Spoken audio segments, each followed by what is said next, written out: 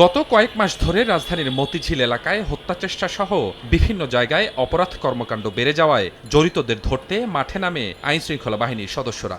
এসব অপরাধের সঙ্গে জড়িতদের ধরতে মাঠে নেমে চাঞ্চল্যকর তথ্য পায় পুলিশ।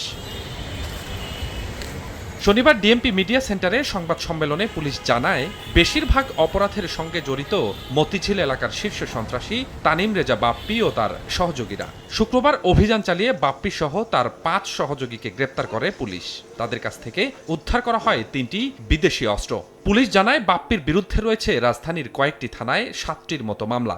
বাপ্পি এবং রিজন ওনারা স্বীকার করেন যে বাপ্পির অফিসে তাদের এই যে শুটিং ইনসিডেন্ট বা বিভিন্ন চাঁদাবাজির যে সমস্ত ঘটনাগুলি ঘটিয়েছে ওখানে তাদের অস্ত্র আছে। এদিকে ঢাকায় আয়োজিত পাকিস্তানি সঙ্গীত শিল্পী আতিফ আসলামের কনসার্টকে কেন্দ্র করে অনলাইনে ভুয়া টিকিট বিক্রির নামে প্রতারণার দায়ে বখতিয়ার আবিদ খান নামে একজনকে গ্রেপ্তার করেছে সিআইডি। স্বপন আহমেদ, সময় সংবাদ, ঢাকা।